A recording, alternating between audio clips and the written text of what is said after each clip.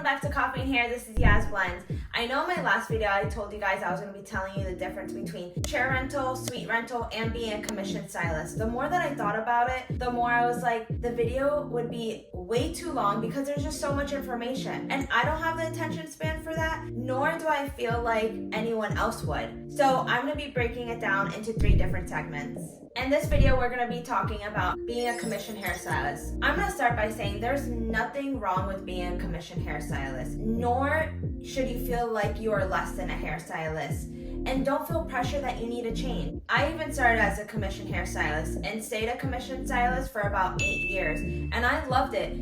I had less responsibilities, work stayed at work, and you have to remember, you need to pick something that's gonna fit your lifestyle, because maybe you don't want more responsibilities, and if you don't want that, being a commission hairstylist is probably the best option for you. Before I go more into depth about my story, I'm gonna tell you guys the pros and cons of being a commission stylist. Here are the pros. You don't have to worry about paying rent.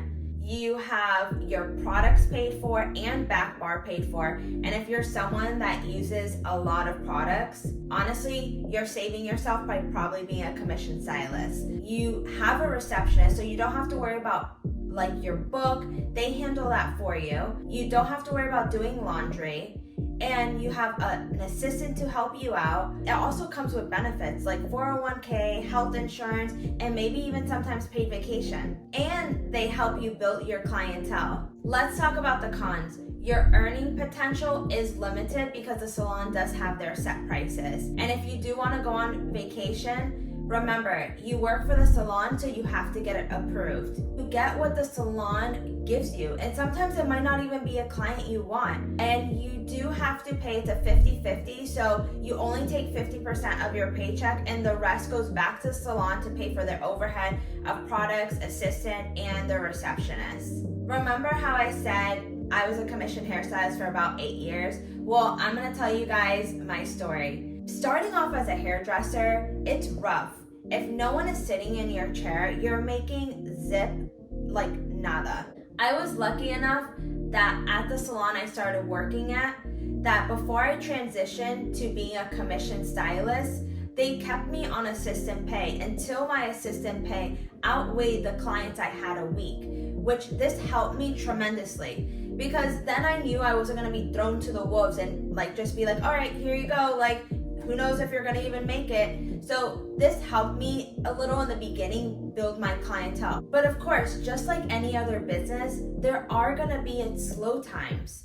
And I went through those slow times, especially during the summer in Florida. Like we had a lot of snowbirds here, and there would be times that my paycheck would be like only $150, and I couldn't survive on that. I was an 18-year-old living on my own with a roommate, and I had bills that I had to pay. So I did get a second job at Rocco's Tacos being a hostess, and this helped me in the beginning until I built my clientele to where I was able to financially be stable with just doing hair. So I did that for about a year, and then I left. I wouldn't have changed anything about my experience, but I do wish I didn't stay a commission hairstylist as long.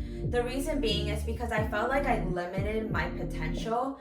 I was content, I was comfortable where I was. I'm not gonna lie, I was a little scared to go out there and start all over again and begin from like nothing, because I was so financially stable that I was like, well, I don't want to mess this up, you know? Until 6 years in, I was curious. I was like, you know what? I feel like I have limited my potential for so long. I want to know what's out there. So I went to 2 different salons, and I wanted to look into renting a chair. First, my salon didn't offer it. Secondly, I kind of wanted a new salon environment. So when I went to check out these salons, it was not my vibe. And I'm someone that feels on vibe. Like if I walk into a place and the vibe is off, I don't want to do business there, and I'm probably gonna be walking out. So I walked in there and I was like, okay, yeah, this is nice, but yeah, I don't see myself here. I just stayed where I was because I knew one day that something was gonna come along. I will continue my story in my next segment in suite rental. If you guys have any questions or comments, let me know down below. Don't forget to get notified with my next video, which will be going over chair rental. Thank you guys for watching. This is Coffee and Hair, and I'll see you guys next week. Bye.